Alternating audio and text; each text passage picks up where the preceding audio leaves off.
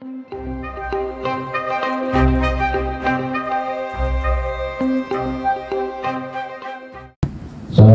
warahmatullahi wabarakatuh. Waalaikumsalam warahmatullahi wabarakatuh. Alhamdulillah wa syukurillah wa ala ni'matillah. La hawla wa la quwwata illa billah. Qala Allah ta'ala fil Qur'anil Karim, a'udzu billahi minasyaitonir rajim. Bismillahirrahmanirrahim. Qalu subhanaka la ilma lana illa ma 'allamtana innaka antal alimul hakim. Al-ayat surah Al-Baqarah. Sehat Bapak Ibu? Wajah-wajahnya kelihatan sehat ya. Segar. Ada gajian ya. Belum terlalu. Baik Bapak Ibu, kita masuk makalah berapa sekarang? 31. Insyaallah kita sampai 31.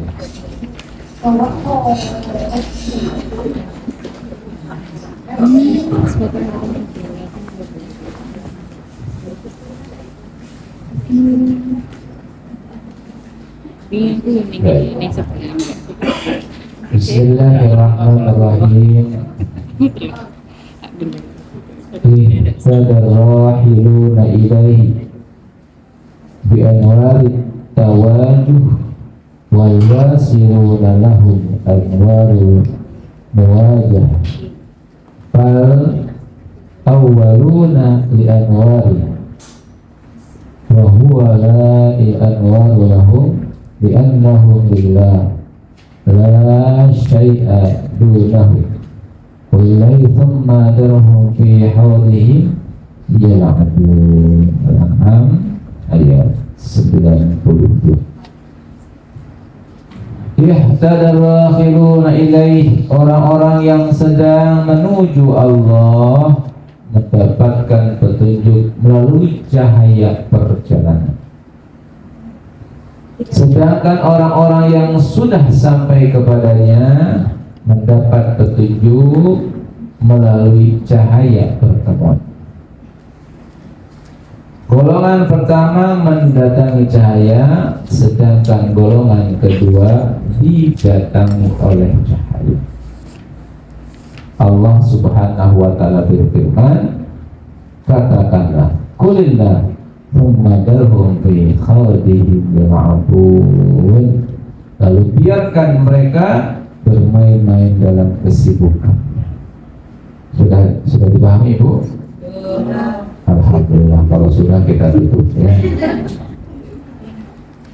Baik Bapak Ibu dirahmati Allah, maqalah 31 ini masih berhubungan dengan kaum wasilun dan kaum salikun. Salikun itu apa Bu? Soleh. Sedang berjalan. Soleh itu salik. Orang yang salik itu adalah sedang berjalan. Wasilun apa Bu? Pak? Sudah sampai kemana? Allah. Salikun sedang berjalan menuju Allah. Kita golongan yang mana? Insya Allah mudah-mudahan salikun menuju wasilun. Minimal wasilunnya kita pas waktu meninggal dunia. Jangan-jangan sampai meninggal dunia belum wasilun, itu yang berbahaya. Meninggal nggak ketemu Allah itu rugi besar. Ngapain kita hidup kalau pulang nggak nyampe ke Allah? Padahal fitrahnya adalah inna lillahi wa inna ilaihi raji'un. Kita harus kembali ke Allah. Nah, baik, Bapak Ibu dan rahmati Allah, hari ini kita akan bahas tentang maqalah 31. Disampaikan di sini seseorang yang sedang berjalan menuju Allah. Mereka berjalan itu memakai cahaya. Ingat bahwa sesuatu yang bercahaya itu siapa? Allah. Ya, suatu hal itu dari Allah. Karena alam semesta itu dhulmah. Dhulmah itu apa? Gelap. Selain Allah gelap. Apa itu cahaya tawajuh? Cahaya tawajuh itu cahaya ketaatan dohir wal batin. Jadi orang-orang yang salik itu adalah berjalannya melalui ketaatan. Kita kalau ingin ketemu Allah, berjalan melalui apa? Ketaatan. Semua amalan-amalan yang Allah perintahkan melalui Rasulnya kita jalankan semuanya. Semua larangan-larangan yang Allah larang melalui Rasulnya kita jauhi sejauh-jauhnya. Maka itulah yang disebut dengan cahaya tawajuh. Cahaya perjalanan menuju Allah itu adalah ketaatan zahir wal batin, atau dalam bahasa mudahnya melaksanakan syariat dan hakikat. Dua-duanya dikerjakan. Jangan hanya syariat saja, hakikatnya tidak kita jalankan nanti kering. Atau dibalik, hakikat saja syariatnya enggak, itu pun tidak tepat. Yang tepat adalah ketaatan zahir wal batin, menjalankan perintah syariat dan hakikat. Ada syariat sholat, ada hakikat. Ada syariat ngaji, ada hakikat ngaji. Syariat ngaji kan dengerin, paham, mencatat ilmu. Hakikatnya apa? Bertemu, silaturahmi. Hakikatnya apa? Mendapatkan hidayah dari Allah. Karena terkadang, mohon maaf, kalau yang saya rasakan itu munculnya kepahaman itu saat bertemu. Kalau di Google itu saya nggak begitu paham ya. Ya, walaupun di Google banyak ya, tapi ternyata kepahaman itu barokahnya ketika kita apa? Bertemu, bertalaki dengan guru. Salah satu keberkahan ngaji gitu ya. Salah satu keberkahan. Nah, salah satu keberkahan ngaji itu kepahaman. Nah, itulah yang disebut dengan hakikat. Nah, Bapak Ibu dirahmati Allah, orang yang sedang berjalan maka teruslah untuk taat kepada Allah. Teruslah melaksanakan ketaatan zahir dan perbaiki ketaatan zahir kita. Misalkan sholat kita, yuk kita perbaiki sholat kita. Biasanya sholatnya tidak tepat waktu, yuk kita tepat waktu. Biasanya tidak berjamaah, yuk berjamaah. Itu ketaatan zahir. Itu akan menjalankan kita menuju pertemuan kita dengan Allah. Ya. Baca Quran, awalnya baca Qurannya masih geratul. Tahu geratul? Tahu ya. Ya nggak tahu ya juga nggak apa-apa. Nah, ternyata Bapak Ibu dirahmati Allah, setelah kita memahami ini maka kita latihan tuh gimana cara baca Al-Quran yang tartil, ya, yang sesuai dengan fasohahnya, bagus makhrajul hurufnya, paham artinya, terus ditingkatkan. Itu namanya ketaatan dohir. Ibu-ibu ketaatan dohirnya ya mulai tubuhnya ditutup dengan, auratnya ditutup dengan kain-kain yang bagus. Terus pelan-pelan ya. Ketaatan dohir, apalagi ketaatan pada suami. Awal sering membantah suami, sekarang tidak pernah membantah, tapi ngasih teror. Sekarang malah nyanyi, ya sekarang pulangkan aku. Betul-betul setelah kita ini, Masya Allah, setelah kita ini paham tentang ketaatan, maka kita memperbaiki terus ketaatan dohir kita. Itulah jalan kita. Ngapain bu pulang kita ini sendirian? Ya, secintanya suami ke ibu, pas ibu pulangnya sendirian. Gak bakalan suami nemenin jalan kubur, gak bakalan. Ya Pak ya, apain juga, udah sekarang fokus bagaimana kita ketaatan dohir. Jadi bapak melayani istri itu bukan karena apa-apa, karena saya sedang menjalankan suluk. Saya sedang menjalankan salik, perjalanan menuju Allah. Yang saya tuju adalah liqa Rabbi, bertemu dengan Allah. Begitu juga ibu-ibu melayani suami satu saat itu karena ada tujuan utama saya sedang salik, saya sedang berjalan menuju siapa? Allah. Gimana caranya? Ya ketaatan dohir kita jalankan. Wajah kita tersenyum kepada siapapun, wajah kita senang menyenangkan orang lain, itu ketaatan dohir karena terlihat. Lalu dilanjut ketaatan batin, nanti ada 10 ibadah batin yang nanti kalau kita jalankan insya Allah mudah-mudahan kita bisa sampai ke Allah. Mau disampaikan? Mau. Oh. Mudah-mudahan ya 2 minggu lagi kita sampaikan. Ya, insya Allah sekarang. Ya. Nah, orang-orang yang sudah sampai kepada musyahadah, tahu musyahadah kemarin sudah disampaikan ya, musyahadah itu apa ya? Insya Allah ya. Kemarin sudah kita sampaikan musyahadah. Apa musyahadah itu? Bersaksi. Bersaksi kepada siapa? Allah. Musyahadah, sudah bertemu Allah, sudah sampai. Orang-orang yang sudah sampai ke Allah akan ya diberikan kepadanya cahaya musyahadah. Apa cahaya musyahadah itu? Seluruh gerak-gerik tubuhnya udah ibadah. Cahaya musyahadah. Artinya apa? Gerak-gerik tubuhnya itu ibadah. Kedipan matanya ibadah, hembusan napasnya ibadah, jalannya ibadah, semuanya ibadah karena memang dia sudah musyahadah. Nah, bagi kita yang belum musyahadah, belum paham maksudnya gimana. Nanti kalau Bapak Ibu ditakdir kalau musyahadah baru paham, oh maksudnya begitu. Kapan pahamnya? Tidak tahu. Ibu dulu saya pernah ngasih nasihat ya, ngasih peringatan ya. Hati-hati di tahun baru. Masih ingat? Hati-hati.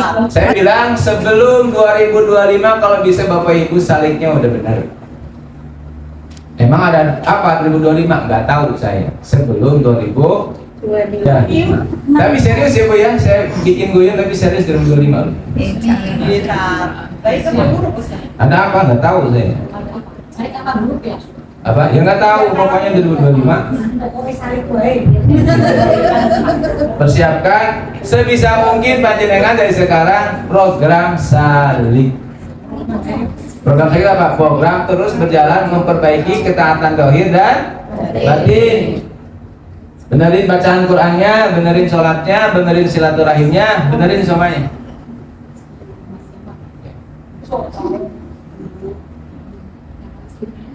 Ya, semoga nggak ada apa-apa ya. Semoga baik, insya Allah. Semoga kebaikan. Harus ingat berbeda, insya Allah. Nah, Bapak Ibu yang dirahmati Allah, jika seorang sudah bermusyahadah, maka dia begitu. Dia itu gerak-geriki ibadah.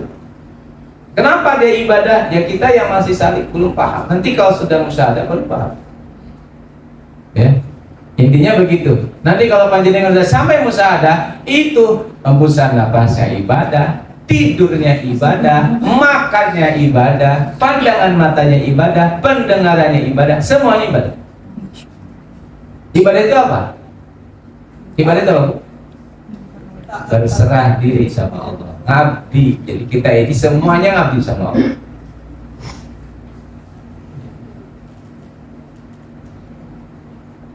Nah, gimana cara musyahadah?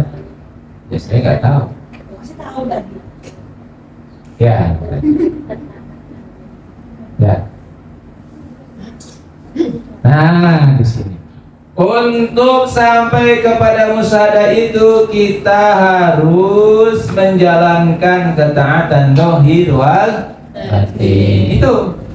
Ayo tekun aja melaksanakan ketaatan zahir wal batin, insyaallah musyahadah. Dan yang tahu musyahadah bukan orang lain, kita sendiri. Ya. Nah, kalau ragu sampaikan kepada yang sudah tahu. Betulkah saya sudah musyahadah atau belum? Sampaikan. Ya, nanti tiba-tiba aja kita akan bertemu dengan makna. Oh, musyahadah itu begini. Kira-kira begitu. Ya, tetap harus ada Google Map-nya. Nah, kalau nggak Google Map-nya nggak nyampe-nyampe. Harus ada. Ya, harus ada yang membimbing untuk sampai kepada. Baik Bapak Ibu, nah taat zahir tidak akan mempercepat kepada musyahadah. Jadi ketaatan zahir kita tidak akan mempercepat musyahadah. Yang akan mempercepat musyahadah itu adalah ketaatan batin. Tapi tetap ketaatan zahir harus kita jalankan. Karena puncak hakikat itu syariat.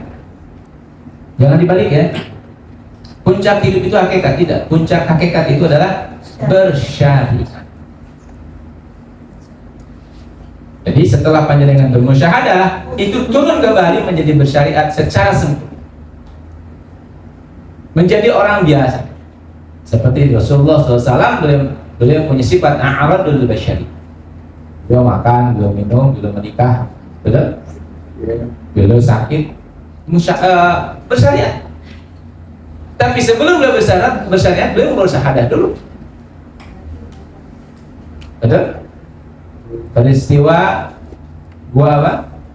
Gua Hira. Peristiwa Isra Mi'raj.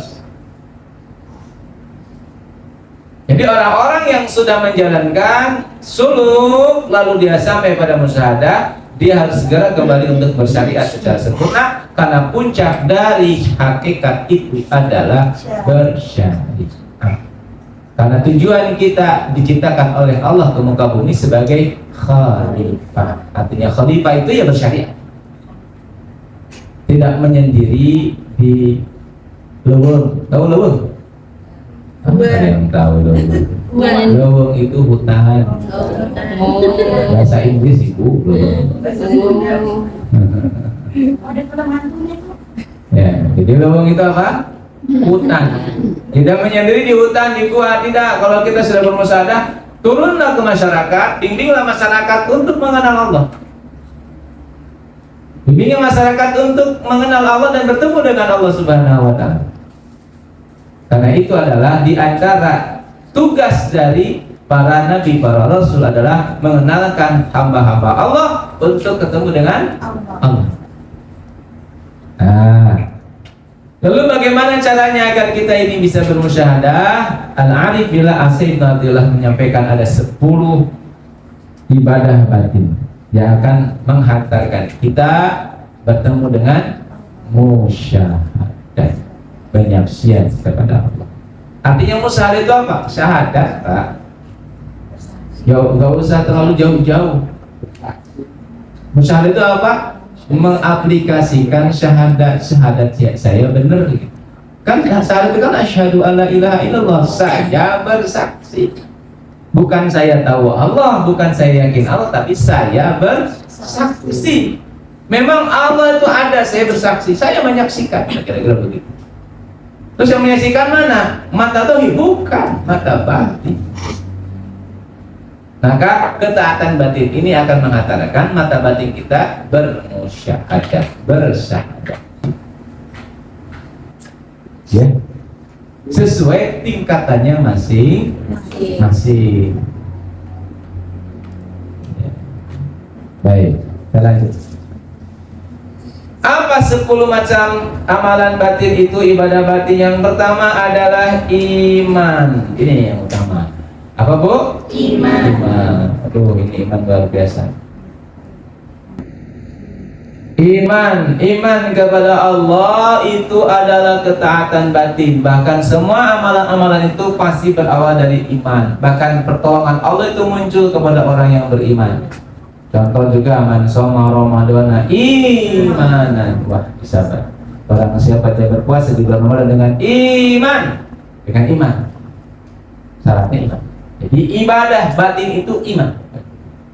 Iman itu apa? Tidak sedikit pun ada keraguan dalam hidup kita. Enggak punya keraguan.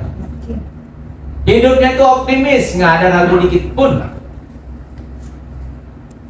Apapun kondisi lingkungannya, dia tidak pernah ragu dengan hidup. Bahwa hidup saya pasti yang terbaik dari Allah. Itu namanya apa? Iman. Ibu masih ragu dengan kehidupan? Masih ragu dengan masa depan? Masa depan itu pasti.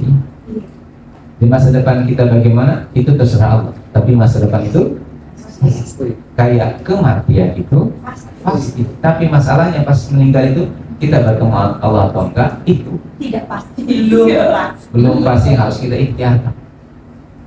Betul. Maka amalan utama itu adalah iman, keyakinan yang penuh kepada Allah, tidak ada keraguan. Di semua aspek, di segala sisi kita betul-betul yakin kepada Allah. Maka 99 asma Allah itu butuh kita pahami secara detail. Ya, dengan kita memahami itu, insya Allah kita sedikit demi sedikit memahami tentang apa itu iman. Semuanya termasuk masalah yang kita hadapi hari ini pemberian dari Allah. Termasuk masalah yang hari ini kita hadapi pemberian dari Allah. Apa pemberian dari Allah? Semuanya dari Allah. Apa saja yang hari ini ada dalam diri kita itu pemberian dari Allah. Harus yakin. Lalu bagaimana dengan sifat pemberi? Allah sampaikan Rahim, Maha Penyayang. Namanya Maha Penyayang itu selalu ngasihnya yang terbaik. Nah, kita yakin seyakin-yakinnya bahwa kehidupan kita ini yang terbaik dari Allah. Kalau gitu kira-kira gimana jiwanya? Tenang, damai, senang. Hatinya tersenyum. Kenapa? Terbaik semua kok. Jadi kalau kita masih cemarat cemerut, ya, masih kerang kerung, ininya, terus apa lagi Bu? Pulang, ada ulang. Iya. Nah, kalau ulang bahasa Cina, pulang, itu bahasa Cina. Apa itu? Ngelamun. Pulang. Bahasa Sunda. Oh, iya. Itu bahasa Cina, pulang. Nah, itu Bapak Ibu yang dirahmati Allah, berarti kita belum beriman 100%. Jadi, ibu-ibu berbahagia, yakini yang terjadi saat ini kepada kita 100%, yakin 1000%, yakin yang terbaik dari Allah, lalu kita menerimanya dengan sukacita. Gimana cara menemukannya? Nanti ketemu sendiri, udah. Nanti ketemu sendiri. Insya Allah. Asalkan kita ikhlas dulu, maka kita akan bertemu apa sih yang terbaiknya.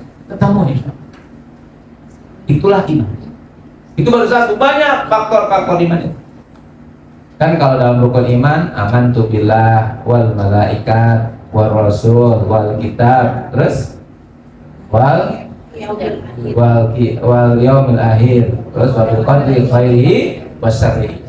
Iman kepada Allah, iman kepada malaikatnya Allah, iman kepada kitabnya Allah, iman kepada rasulnya Allah, iman kepada hari akhir, iman kepada qadar Allah yang baik maupun yang buruk. Qadar itu ketentuan. Maka kalau kita ingin tahu kita ini sudah bermusyahadah atau belum, atau kita ini mendekati musyahadah, lihat perasaan hati kita. Hati kita ini damai, tidak sukacita, tidak bahagia, tidak dengan kehidupan kita. Jadi kalau kita ingin tahu hubungan kita dengan Allah baik atau tidak, cek hari ini gimana kondisi hatinya. Kalau kondisi hatinya senang, bahagia, menikmati semua kehidupan, itu kita sedang baik hubungan dengan Allah. Tapi kalau kita hari ini ngeluh terus, perasaannya cemas, khawatir, kamu rongsung, perasaan. Nah, ini kita komunikasinya sama Allah sedang tidak baik.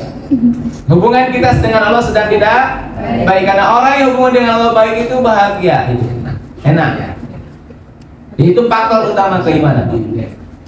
Faktor utama keimanan. Banyak kalau kita mau bahas keimanan, banyak sekali ibadah. Mau dibahas satu-satu apa sekilas-sekilas? Satu-satu. Nanti satu-satunya nanti ya. Sekilas dulu, yang penting 10-nya sampai dulu. Karena terkadang kita mempelajari imannya separuh-separuh, belum sempurna, belum total. Coba iman kepada malaikat itu bagaimana? Yakin seyakin-yakinnya kita dijaga oleh malaikat. Dalilnya udah ada, jelas. Lahu mu'aqibatun min baini yadayhi wa min khalfihi yahfazunahu min amrillah. Bahwa malaikat itu menjaga kita, bahkan menjaga kita tuh atas perintah Allah. Di mana menjaganya? Min baini yadayhi wa min khalfihi, di depan, di belakang kita ini dijaga malaikat. Harus yakin. Maka nggak boleh kita takut dengan apapun. Kita jaga malaikat. Bodyguard kita siapa? Malaikat. Syaratnya jiwa kita bercahaya. Kalau nggak bercahaya, malaikatnya nggak ketemu dengan kita. Nggak ada mana, gitu kan? Malaikat kan cahaya. Nah, kitanya nur insani kita nggak bercahaya, terhapus, termati, ya, terpadamkan. Oleh apa? Oleh sifat-sifat kita. Jangan sampai nur insani kita ini padam dengan karakter-karakter buruk kita. Di antara yang akan membuat padamnya karakter kita ini adalah sombong, merasa lebih daripada orang lain. Itu langsung padam. Saat itu lepas malaikat. Ya Bu ya. Ini tentang malaikat itu panjang. Tentang kitab Allah, Masya Allah. Ya.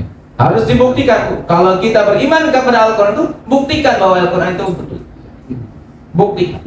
Hanya bukan hanya sekadar, oh iya, begitu enggak, buktikan. Betul enggak rumus Al-Quran itu adalah rumus kehidupan manusia? Ya. Betul. Kalau betul, dibuktikan. Oh iya benar, saya sudah buktikannya. Lanjut, berarti memang Al-Quran memang pedoman itu. Gitu caranya. Terus ke Rasul, ke hari kiamat. Hari kiamat itu kapan Bu? Nggak tahu. Oh kan, kiamat nggak tahu. Kiam itu apa? Kiam itu bangkit. Kebangkitan. Terus hari kiamat itu siapa? Kapan? Hari kebangkitan kita itu siapa? Ya hari kebangkitan ruh kita sadar bahwa ada Allah. Sadar bahwa kita ini dibersami oleh siapa? Allah. Sadar bahwa kita itu Tuhan saya itu Allah. Itu namanya kiamat. Kapan? Allah alam misawab. Kesadaran itu hadir pada kita. Qadar apalagi? Qadar kan tahu. Ya tadi, semuanya pasti yang terbaik dari Allah. Nah ini ya, iman pada Allah. Nanti kita bahas lebih dalam. Kapan? Kalau tidak lupa.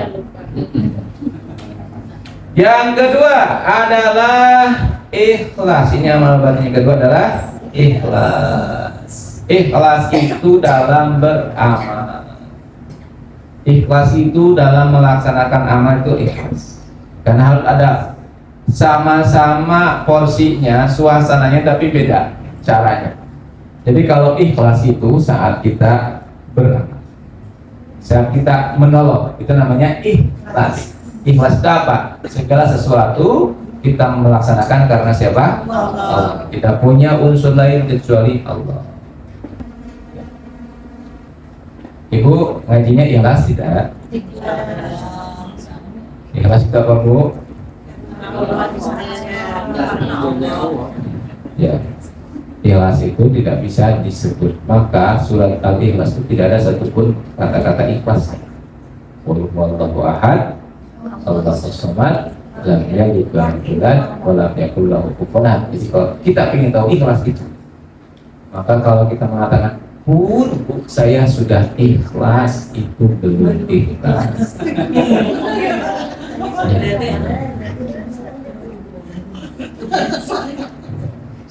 Seorang ulama mengatakan seperti ini, kalau kita dengan susah payah menyembunyikan ibadah kita, dan kita betul-betul susah payah menyembunyikan ibadah kita, itu ibadah kita termasuk ibadah yang riya.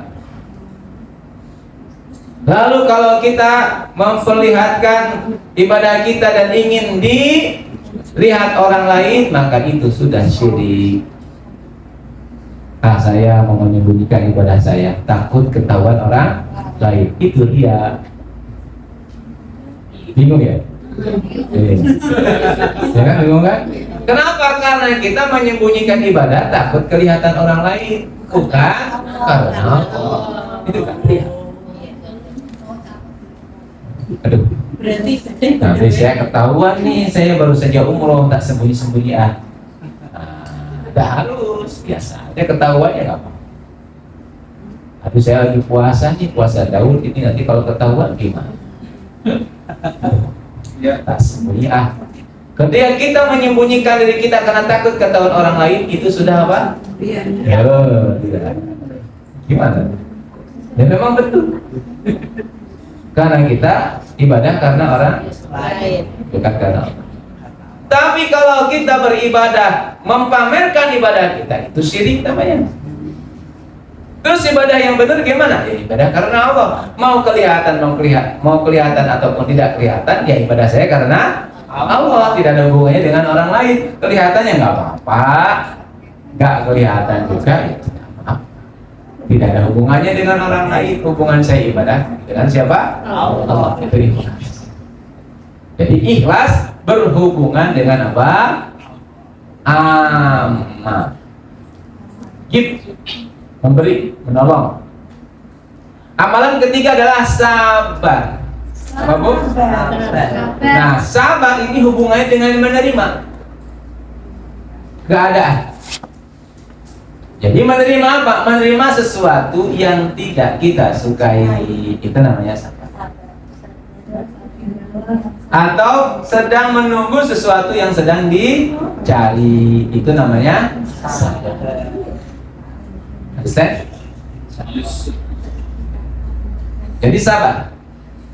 Sabar pada yang berhubungan dengan sesuatu yang menimpa kita. Panjenengan dikasih sakit sama Allah, maka tugas kita cuma satu, apa? Sabar. Apa itu sabar? Sabar itu juga sama. Kita mengatakan semua yang terjadi atas izin Allah pasti ini baik. Lalu kita ridho dan ikhlas dengan apapun yang Allah berikan. Itu namanya sabar. Memang tahapan sabar pertama menahan dulu. Sabarok yusbiru sabron. Sabar itu menahan. Menahan apa Bapak Ibu? Menahan diri kita dari mengeluh. Yusbiru, kita mendapatkan hikmah. Oh, ini yang terbaik dari Allah. Kita menerimanya. Sabron itu adalah batu besar. Jadi kalau batu besar ketika dipukul sama martil, yang loncat martilnya apa? Batunya? Martilnya. Artinya ketika seseorang itu sudah masuk pada tingkatan sabron, ya malah yang lari masalah. Contoh, mohon maaf, ini saya sampaikan di mungkin suatu saat materi ini saya sampaikan juga. Jadi ada satu keyakinan dalam iman itu, ada satu keyakinan di antaranya begini: akulah yang memutuskan, akulah yang mampu memutuskan perasaanku seperti apapun kondisi, bukan orang lain. Tapi ini contoh, kehilangan orang dicintai itu normalnya sedih atau bahagia? Tapi mari kita lihat bagaimana orang yang sudah sabron, sabarnya sangat luar biasa, yaitu orang-orang Palestina. Ketika kehilangan suaminya, dia teriak-teriak, alhamdulillah suami saya syahid, sampai tersenyum. Kenapa? Dia mampu menguasai perasaan. Betul? Seorang suami karena isinya, masya Allah, alhamdulillah istri saya syahidah. Hilang seorang ibu, bapak kehilangan anaknya, masya Allah anak saya sudah dibawa oleh Nabi Ibrahim di surganya Allah. Masya Allah. Tersenyum. Kenapa? Dia memahami dan dia sudah tingkat sabarnya sudah pada sabar. Nah, kalau kita ingin tahu tentang kualitas sabar, pelajari kisah Nabi Ayub. Itulah kisah. Ya, tahapan sabar itu ada di Nabi Ayub. Ya. Yang keberapa itu? Ketiga. Yang keempat adalah hadirnya hati.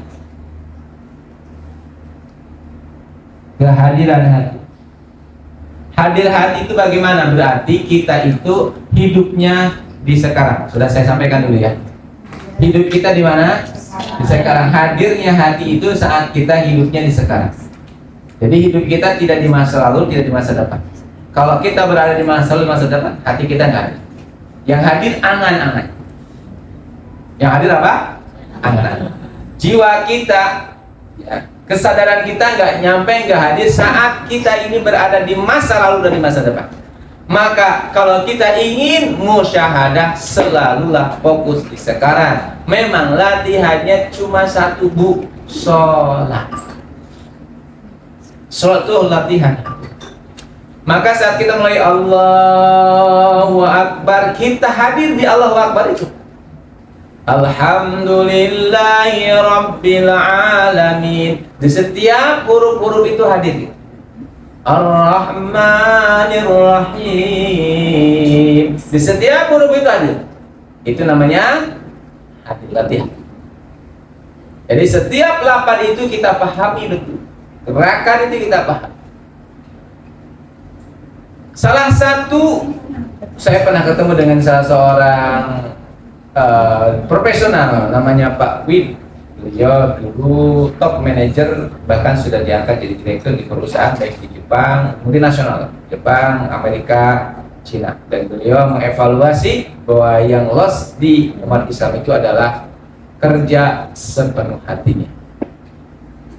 Mereka itu kerjanya sepenuh hati. Bahkan di Jepang itu ada sebuah tradisi minum teh dalam cangkir.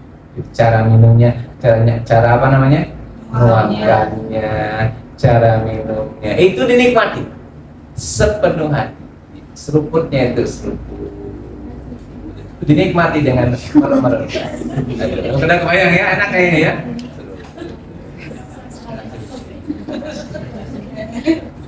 Betul-betul dinikmati. Nah, kalau kita umat Islam itu di sholat, coba gerakannya nikmati. Allah, dinikmati gerakannya. Sami Allah.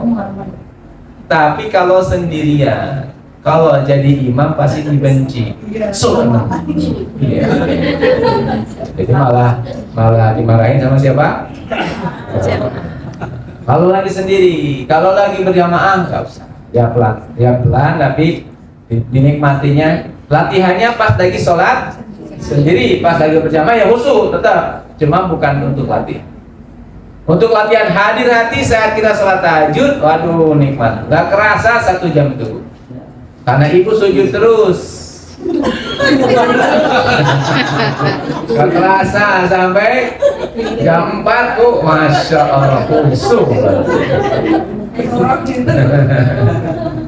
Ya, jadi gerakannya itu enak ya Allah, dinikmati betul kata-katanya. Itu namanya latihan hadirnya hati. Nah, saat kita sudah latihan, maka ini akan terbawa dalam kehidupan kita. Kita hatinya selalu hadir, ya. Hadirnya hati di setiap kondisi, di setiap waktu itu akan mempercepat musyahadah. Ya, akan mempercepat apa? Musyahadah. Karena kehadiran kita di sini itu akan membuat mubshorat kita terbuka. Awas, awas.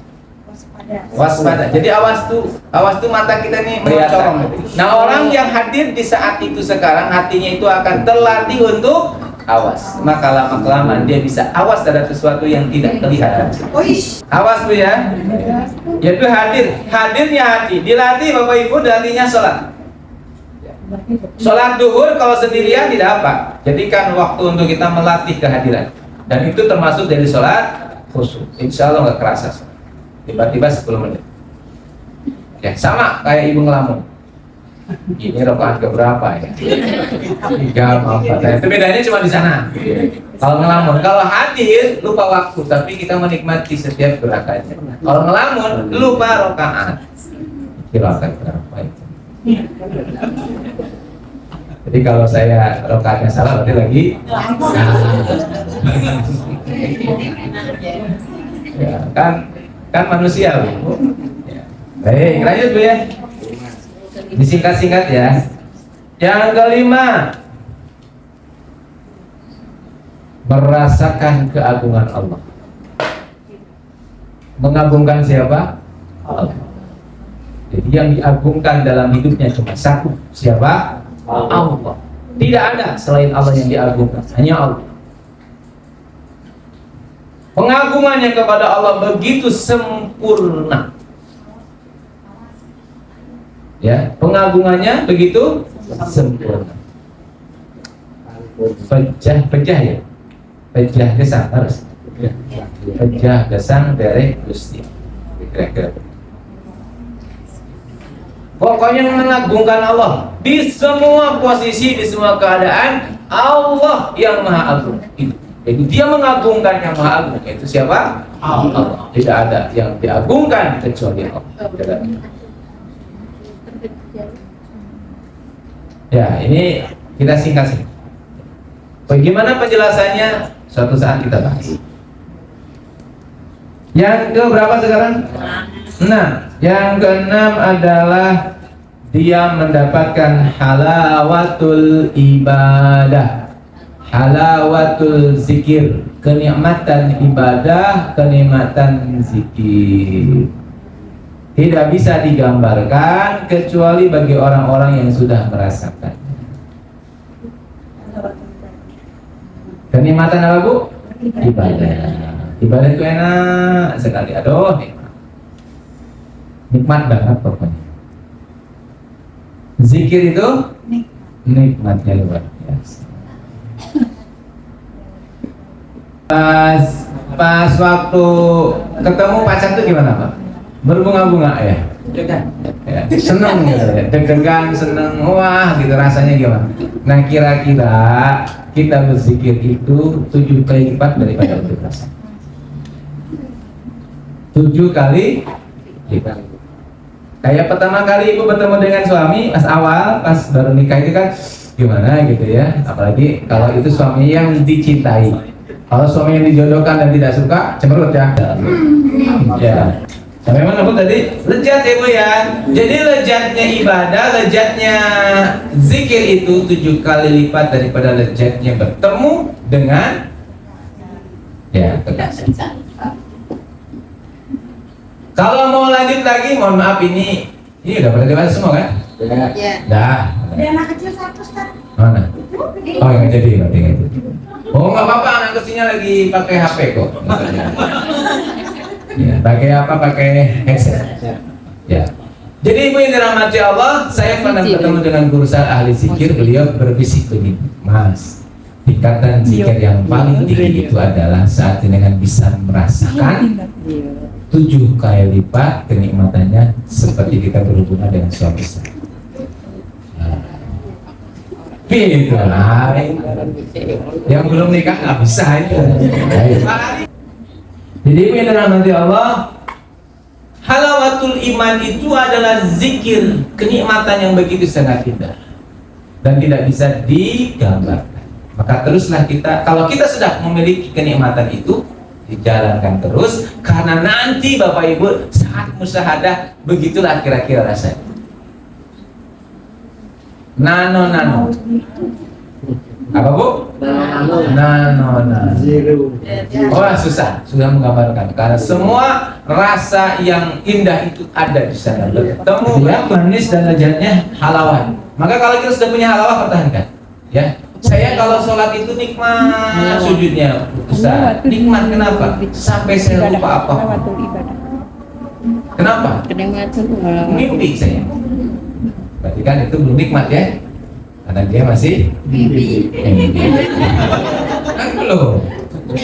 Jadi Ustaz, saya kalau zikir sampai bisa menangis itu sudah halawah. Tingkat pertama halawah itu nangis. Rindu sama Allah, itu tingkat pertama. Ini kalau kita istighfar, astagfirullahaladzim, astagfirullah. Ibu langsung, saya pas dikit di belakang saya itu ada jamaah tikam. Oh nangisnya kencang sekali. Oh, saya malah gak konsen karena ada yang nangis di belakang. Ada. Itu apa? Kenikmatan dalam berzikir. Itu sudah merasakan halawah. Maka halawatul iman itu awal-awalnya adalah nangis, getar hatinya. Ya. Tingkatan selanjutnya kelembutan, harus lembut. Susah. Pokoknya dan ibu-ibu kan bapak-bapak adalah makhluk halus ya. Kalau makhluk halus harusnya mampu untuk menguasai, menyatukan kehalusan. Nah itu ya, itu halawah dijaga. Yang selanjutnya adalah khauf, itu amalan batin. Apa Bu? Khauf, takut sama Allah. Ya. Ini saya pernah membuka YouTube-nya Ustaz Felix Xiao. Beliau menceritakan tentang kisah seorang non-muslim masuk Islam. Dia bilang begini. Ini saya melihat bagaimana tentang rasa takut beliau. Ini kata beliau. Apa kira-kira bahasa ini? Wahai saudaraku, temukanlah saya dengan guru mulia itu. Saya ingin bertemu dengan guru mulia yang sangat hebat, yang sangat luar biasa, yang sangat inspiratif pada saya. Temukan saya pada guru mulia itu, karena dengan guru mulia itu saya masuk Islam. Siapa maksudnya kalau guru mulia? Muhammad. Temukan saya dengan Muhammad. Kata orang non-muslim itu. Terus dijawab oleh orang muslim. Masya Allah, beliau sudah wafat 1400 tahun yang lalu. Kalau engkau ingin mengetahui Nabi Muhammad SAW, temuilah umatnya. Terus sesaat Ustaz Baik nangis. Terus berkaca-kaca dia mengatakan, di mana ya letaknya yang bisa membuat kita ini sama dengan Rasulullah? Dari mananya? Dari sifat mana kira-kira? Saya takut, kata beliau, Rasul kecewa dengan saya. Saya beliau apa? Nangis. Nah, itu khauf. Apalagi kalau dinaikin lagi, saya takut Allah kecewa dengan saya yang sudah ngasih apa? Mata, telinga, hati, kan semuanya. Saya takut sama Allah kalau Allah kecewa pada saya. Oh mohon maaf, saya dulu gak mau pulang ke rumah karena saya tidak sesuai keinginan orang tua. Saya disuruh masuk SMA Taruna Magelang, sudah lolos sampai provinsi, terus gak lulus. Saya nangis, gak mau pulang. Kenapa? Kasihan sama orang tua, takut mengecewakan mereka karena harapannya begitu sangat besar. Ternyata saya tidak bisa lolos, itu takut, menangis saya, gak mau pulang. Itu sama ibu, bagaimana sama yang menciptakan? Ya Allah, saya kalau pulang gimana ya? Engkau kira-kira gimana Bu? Nggak jadi ya? Dan sampun. Ya, pengen ketawa-ketawa. Ya, lanjut sekarang berapa Bu? 8. Yang ke-8 adalah khauf. Udah. Oh, yang ke-8 roja. Roja itu apa Bu?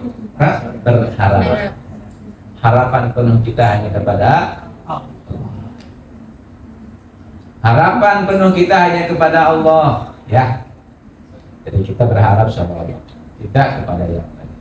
Gantungkan harapan kita hanya kepada Allah. Jangan berharap kepada selain Allah. Berharaplah kepada Allah. Apapun ya, pun hanya Allah. Ini ajaib Bapak Ibu, saya sampaikan bagaimana keajaiban berharap sama Allah dan keajaiban yakin pada Allah. Jadi ada saya sebutnya Eyang. Di tetangga saya itu beliau punya penyakit yang komplikasi, jantung sama pecahnya pembuluh darah di otak. Dioperasi selesai dan kata dokter kalau jantungnya diobati, pembuluh darahnya otak pecah. Kalau pembuluh darah otak diobati, jantungnya kena serang. Jadi mana mau dipilih? Intinya dokter mengatakan kelihatannya sulit untuk bertahan hidup. Tapi beliau bilang emang hidup punya dokter. Kan hidup punya siapa? Udah mana? Obatnya dibawa, setiap mau obat kan bismillahirrahmanirrahim. Ya Allah, saya minum obat. Tapi obat ini kalau dimakan akan mempengaruhi otak saya. Kalau yang otak dimakan, saya akan mengaruhi jantung saya. Bismillah ya Allah, saya minumnya hanya dengan bismillah. Bismillahirrahmanirrahim. Dibuang. Udah. Gitu. Setiap minum obat begitu. Bismillahirrahmanirrahim. Buang. Bismillahirrahmanirrahim. Buang. Sehat. Nah itu Pak. Roja ini. Nah siapa yang punya hidup? Betul Bu, mohon maaf. Beliau secara syariat itu yang akan duluan pulang. Ternyata sudah 4 orang yang duluan pulang. Beliau masih kesalin dan sehat. Karena beliau, mohon maaf, masya Allah, saya termasuk orang yang malu kalau ketemu beliau. Kenapa? Beliau itu rajin ibadah, sholat jamaahnya. Walaupun sampai bagaimana? Sujud itu lama gitu, naiknya lama karena capek. Tetap jalan kuat, nggak pakai apa tempat duduk, nggak. Masya Allah. Terus saya bilang, gimana ya? Harus semangat, kita punya Allah. Dan itu roja, harapan yang luar biasa. Apalagi kita yang sehat ya, roja kita harus kuat sama Allah. Ya.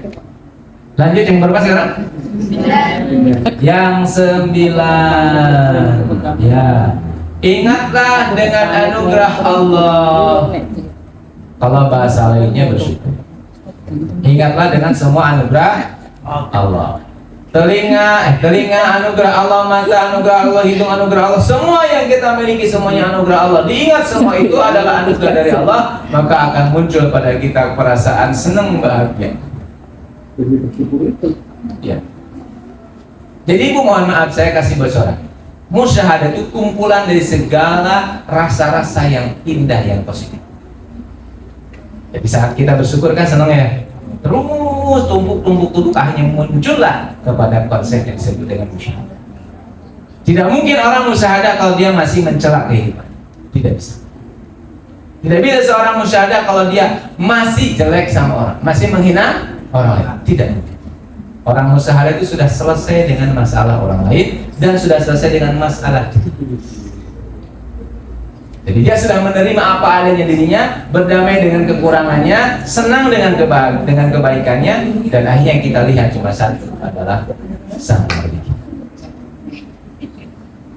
Ya, yang berapa Bu? 9. Yang ke-10.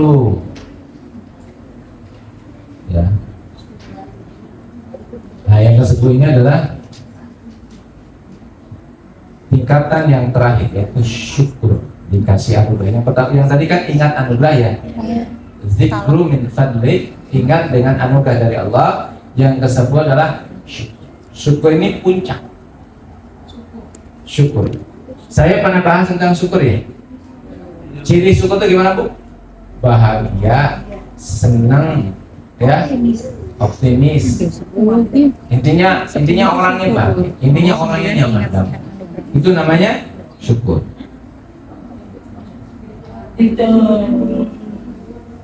Nah, ini Bapak Ibu 10 ibadah batin yang baru saya bahas secara sekilas.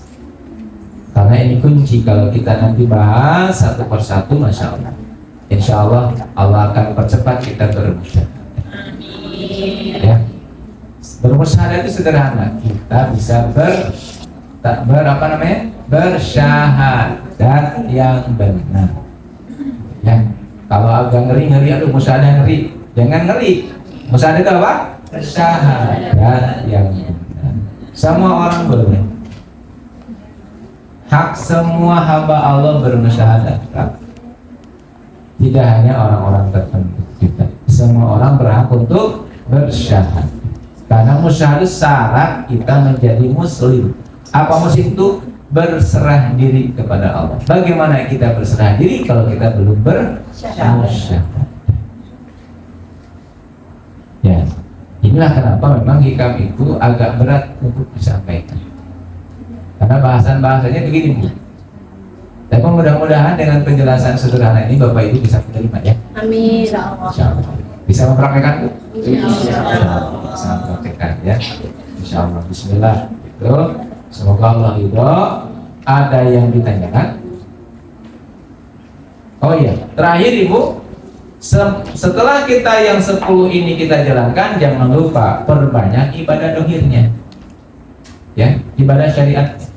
Jangan hanya terpaku dengan ibadah batinnya. Batin ibadah terus tapi dohirnya tidak. Itu tidak nyambung, tidak ngeklik. Diklikkan itu dengan ibadah dohir. Sedekah ya. Terus sholat, haji, umroh, itu ibadah dohir. Jadi kalau di dalam Islam puncaknya hakikat itu haji. Puncak ibadah itu adalah haji. Haji itu puncak itu. Puncaknya hakikat itu bersyariat. Syariat yang paling utama itu ya haji. Dan haji rukun Islam, menyempurnakan rukun Islam. Ya itu kan haji itu termasuk teatrikal spiritual dalam bahasa al-syariat. Jadi perjalanan kita menjalankan semua kehidupan kita secara hakikat lalu dimunculkan dalam syariat itu dalam ibadah atau ibadah. Nah, baik Ibu, alhamdulillah maqalah 31 sudah bisa kita selesaikan. Mau dilanjut pendalaman di pertemuan besok atau lanjut ke makulah 32? Pendalaman dulu. Ya, baik. Nanti kita dalami ya 10-10-nya insya Allah. Maka ada yang tanyakan? Bukan pelajar. Oh iya. Itu ya. Ya Ustadz, terima kasih Ustadz. Mau nanya Ustadz, apakah benar kalau setiap malam seorang ibu menyampaikan rasa ridho bahwa kesalahan anak-anaknya itu sudah dia ridhoi, sudah dia maafkan, itu insya Allah akan membawa kesuksesan untuk anak-anaknya. Baik, itu amalan. Amalan kita mengklirkan bahwa saya ridho dengan anak-anak saya. Kenapa? Ridho Rabbi fi ridho walidain.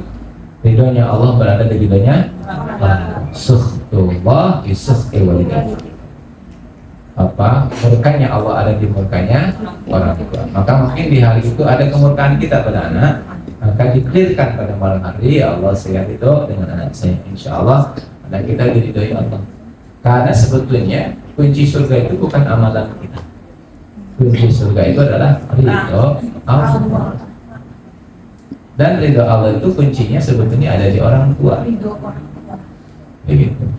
Maka sebetulnya ada hal yang paling mudah bagi seorang hamba Allah. Kejar saja ridho orang tua. Insya Allah Allah ridho. Nah, di antara amalan yang sebetulnya belum saya sampaikan adalah cari wali kutub untuk panjenengan bisa bertemu Allah. Siapa Bu? Wali kutub. Wali kutub. Lalu siapa wali kutub itu? Nggak tahu. Orang tua. Ibu. Ibu terutama ya Ustaz. Kalau tidak ada, ya berdoakan begitu. Ya, wali kutub itu wali yang paling tinggi. Maksudnya ibu itu sejajar, sederajat dengan wali kutub. Jadi kalau kita nggak ketemu sama wali kutub, ketemulah dengan ibu kita sendiri. Sebelum ibu kesanggih, enggak? Gimana? Bapak silakan. Waalaikumsalam. Mengenai roja tadi, apakah itu bisa dikatakan sama dengan doa atau berbeda? Itu yang pertama. Kemudian kedua terkait dengan wali itu kan orang tua. Orang tua itu kan ada ayah dan ibu. Bukan merupakan ayah termasuk wali kutub.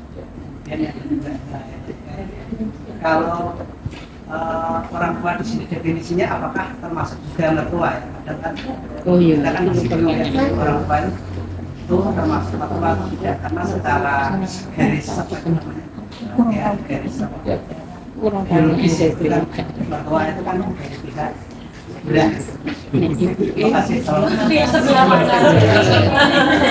Dari uang salah. Baik. Yang pertama dulu ya tentang wali kutub. Apakah wali kutub itu adalah orang tua kita sendiri, ibu kita atau ayah kita? Hadis Rasul mengatakan berbuat baiklah kepada ibumu, tata ibumu baru. Jadi ridho yang paling utama itu ridho dari seorang ibu, khusus untuk para laki-laki. Untuk para Laki-laki. Kalau untuk ibu-ibu, Suami. ibu akan mendapatkan musyahadah kalau ibu itu bisa sabar dengan Suami.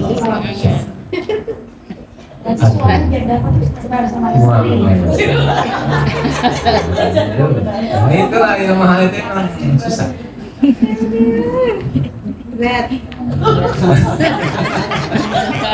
Oh jujur sekali Bu.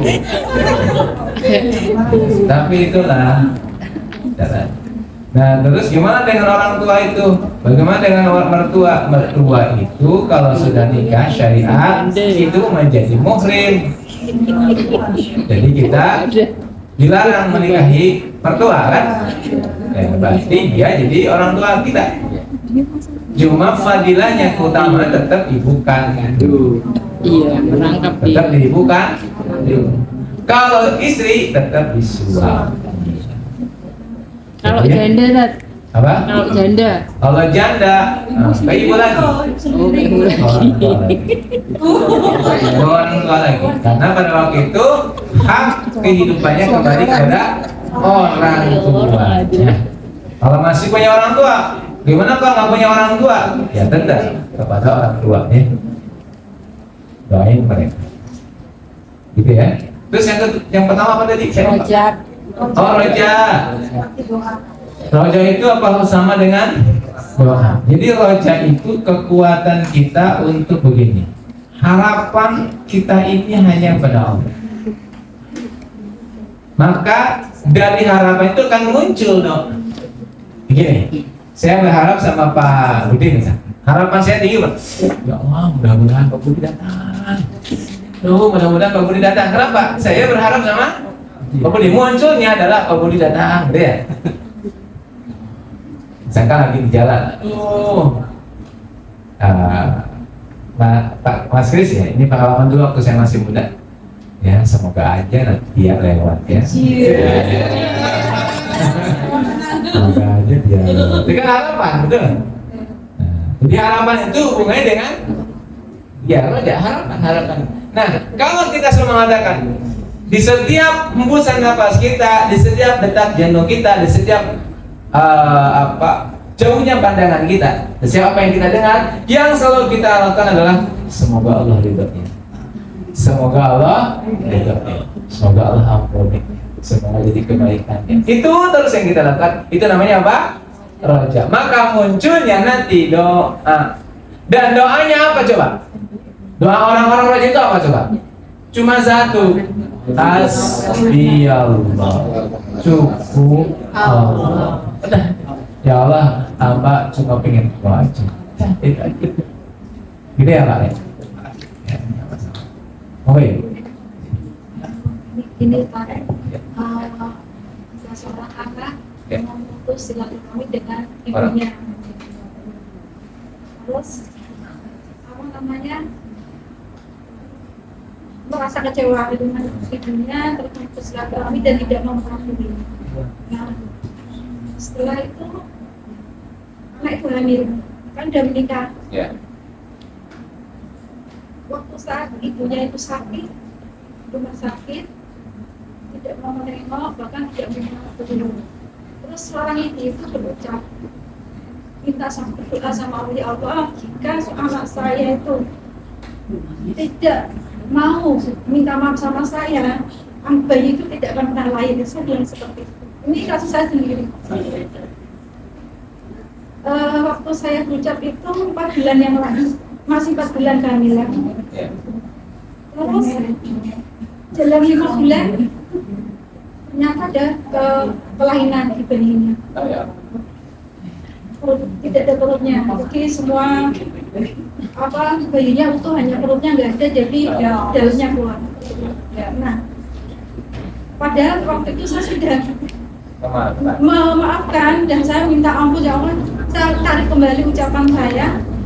Ya Allah, saya tarik lagi ucapan saya, karena saya pas ngomong seperti itu, kondisi saya waktu habis operasi, habis sakit, saya merasa sangat sakit gitu, dan memang saya masih opnam di rumah sakit. Jadi setelah bulan kelima ada kelainan itu, setelah kalau diteruskan bayi itu akan tidak punya perut dan harus dioperasi berkali-kali. Akhirnya 10 November kemarin harus dikeluarkan dengan paksa. Nah, apakah itu? Dan saya tetap merawat, saya mendatangi anak saya, bahkan saya juga meminta maaf, tapi anak saya belum memaafkan saya. Seperti itu. Itu apakah suatu ujian? Ya. Karena anak saya atau kemana itu ternyata diantar. Baik. Ya. Satu hal, ibu itu memiliki jadi 3 wanita yang harus hati-hati ya. 3 wanita yang hati-hati bro. Jadi satu, seorang ibu untuk anaknya, maka doanya pasti mustajab. Baik yang baik maupun yang jelek. Itu bukti bu, bahwa ketika ibu bicara begitu, ya Allah jangan engkau lahirkan anak itu beneran anaknya nggak punya perut karena putra ibu dari perut ibu, ya kan? Putra ibu kan dari perut ibu, maka harus saya sadar dulu kenapa begitu, karena dia tidak mengakui ibunya. Bahkan sama orang-orang, sama teman-teman kantor, sama semua bilang tidak mengakui saya. Iya, ketika dia tidak mengakui ibunya, maka dia sebutnya tidak mengakui perutnya, sehingga anaknya tidak punya perut. Itu sudah jelas, itu kalam Allah, itu kalam Allah untuk menyadarkan. Kok nggak sadar, berarti kita serahin sama Allah. Terus bagaimana sikap ibu? Bagus sikap ibu, maafkan, mohon maaf sama Allah. Dan lain kali walaupun itu sakit, doanya harus bagus. Ya Allah, mudah-mudahan yang dilahirkan itu anak yang solihah, penghafal Quran, rijalud daulah, gitu. Nah itu saya yang menyesalnya di situ. Ya apa-apa, karena kan sudah saya terjadi. kan operasi kepala, Iya. operasi otak saya itu Iya, kan tidak. operasi yang sangat berat, malah disuruh dan mengenal saya malah Iya. ucapannya Tidak saya apa. tidak peduli Itu sama Aisyah gitu. Nah, itu tidak harus disesali karena sudah terjadi. Terima saja, ridho saja. Itu di setiap kejadian itu ada berkah dan pelajaran. Ada berkahnya, ada pelajarannya. Berkahnya apa? Berkahnya untuk panjenengan paham, oh ternyata doa saya itu mustajabah untuk anak. Pelajarannya apa? Andai kemarin doanya tidak begitu, andai doa kemarin saya mengatakan, ya Allah, mudah-mudahan yang dikandung oleh anak saya itu adalah dia adalah anak yang rijalud daulah, yang sayang kepada saya, melebihi sayangnya anak saya kepada saya, maka akan keluar seperti itu. Kan tergantung doa kita. Tapi tidak apa-apa, itu membuktikan doa orang tua itu apa? Itu pelajaran ibu-ibu ya, pelajaran, tidak apa-apa, itu bagian dari pelajaran dan hikmah ibu mau bicara di sini tentang itu. Tapi Ya. saya sudah merawatnya bahkan sama kan. Terus beliau masih begitu, tidak apa-apa bu. Belum minta maaf sama saya. Yang penting ibu sudah minta maaf, minta maaf tidak apa-apa. Ibu tidak boleh berharap kepada emak. Ya, saya juga merasa ada bersalahnya gitu Ya, Mas. tidak apa-apa bu. Kalau ibu tidak bersalah itu ibu tidak bersalah. Mohon maaf ya, ibu tidak besar karena lisan ibu itu bukan karena lisan ibu itu diizinkan sama Allah. Itu tidak lisan ibu, itu izin dari siapa? Allah. Artinya ibu tidak harus bersalah. Ibu memaafkan dari ibu, lisan ibu, dan sekarang tidak boleh berharap sama siapa-siapa. Berharap sama siapa? Allah. Kalau berharap sama makhluk yang terjadi apa bu? Ibu akan terus doa. Ibu akan terus, apalagi misalkan masih sakit, ibu akan terus terkena sakit itu. Kenapa? Karena ibu masih berharap pada makhluk. Saat kita berharap pada makhluk, makhluk akan sangat nempel dengan diri kita, dan nempelnya energi makhluk yang negatif seperti yang pernah kita sampaikan, itu akan mempengaruhi kesehatan. Udah lepasin ya makhluk, lepasin semuanya, siapapun lepasin, fokus satu, harapnya kepada Allah. Dan itu semua pelajaran, tidak apa-apa. Udah, tidak ada penyesalan dalam diri kita. Hilangkan penyesalan itu, fokus pada kita sekarang. Oh, saya sekarang di sini bangkit, kiamat itu bangkit ibu. Bangkit roh saya, bangkit dalam saya, bahwa saya hidup di sekarang saat ini, dan saya hari ini menikmati hidup apa adanya. Kalau kita disitakan oleh Allah, ada kelebihan dan kekurangan. Kita sering melihat pada kekurangan biasanya. Kenapa kita tidak merubah? Kenapa kita tidak melihat? Izinkan diri kita melihat pada kelebihan kita. Dan Allah mengatakan begitu, lain andaikan kau syakartu, melihat pada kelebihan yang kau miliki, la azidannakum, Allah akan berikan tambah nikmat. Walain, dan kalau andai engkau melihat pada terus kekurangan engkau, inna adzabi lasyadid, Allah akan berikan adab yang berat. Sehingga mari kita pilih untuk selalu melihat pada kebaikan. Udah, kita syukuri, saya sudah melahirkan anak saya, alhamdulillah sudah sehat, sudah berkeluarga, itu saya sudah bersyukur. Dia mau mengakui saya anak atau tidak, itu bukan urusan saya. Urusan dia sama Allah. Tapi saya akan mendoakan dia dengan doa yang tepat. Kira-kira begitu, maka akan muncul kebaikan. Tapi yang terjadi sudah, itu jadi pelajaran. Nah, ibu-ibu juga di sini begitu ya, hati-hati. Kalau ibu pun disakiti sesakit-sakitnya, hati-hati disakiti. Karena ibu dikabul doanya. Itu bukti. Ini kan pelajarannya. Ini bukti. Bukti bagaimana seorang ibu itu doanya makbul. Langsung anak itu nggak punya apa? Perut, karena ibu. Anak itu nyakiti ibunya, tidak menerima siapa? Ibunya. Maka anak itu nggak punya perut. Masya Allah. Kalau misalkan putra ini paham tentang ini, harusnya putra ini sujud sama ibunya minta maaf. Harusnya. Untuk biar mengerti itu harus gimana ya Pak Ustaz? Itu serahin sama Allah. Sudah minta sama Allah, sudah ingat sama suaminya. Bersama. Untuk itu istriku suruh minta maaf sama mama. Ya. Tapi Gak mau, ya tidak apa-apa. Itu hati anak itu bukan milik kita. Satu lagi, itu hak prerogatif Allah. Kita tidak bisa mengatur-ngatur Allah. Ingat, doa itu bukan sesuai keinginan kita, harus sesuai dengan keinginan Allah. Itu keinginan Allah dan nikmati saja. Udah, tidak apa-apa. Tidak apa-apa, nikmati saja. Nikmati saja, hidup hanya untuk Allah saja. Pun sekarang, lupakan semua masa lalu. Tidak terkomit dengan masa lalu, fokus saja sekarang. Jalankan hidup kita di sekarang dengan baik, insya Allah kebaikan akan. Katanya Bu ya, berkah insya Allah, berkah insya Allah suatu saat putra ibu insya Allah akan diberikan kepada Allah untuk kembali. Oke, cukup ya? Udah jam 12.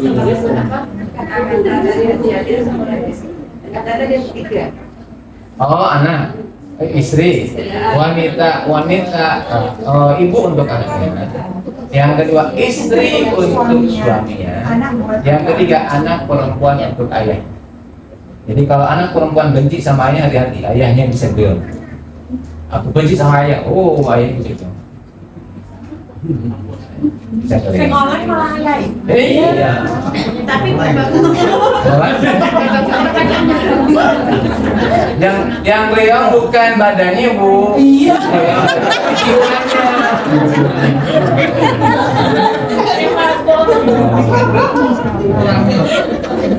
Betul. Seorang anak yang marah sama ayahnya karena ayahnya sifatnya buruk, aduh bahaya. Jadi wanita itu hati-hati dengan lisannya, karena wanita itu anak dari seorang ayah, anak dari ibu dari seorang anaknya, istri dari orang suami. Hati-hati menjaga perasaan, ya, karena perasaan ibu membahayakan. tapi bisa membantu. Di balik suami hebat itu ada istri yang luar biasa solihah. Jadi jangan mentang-mentang suami hebat, enggak. Di balik suami hebat itu pasti ada istri. Ada ibunya juga. Agak nggak merasa besar hati Bu ya. Coba kira-kira begitu Bu ya. Kita jam 12 lebih. Kita tutup nih, kita salat bersama-sama. Kita tutup dengan bacaan hamdalah bersama-sama. Alhamdulillahirobbilalamin. Subhanallahumma wa bihamdika asyhadu an la ilaha illa anta astaghfiruka wa atubu ilaik. Assalamualaikum warahmatullahi wabarakatuh. Waalaikumsalam.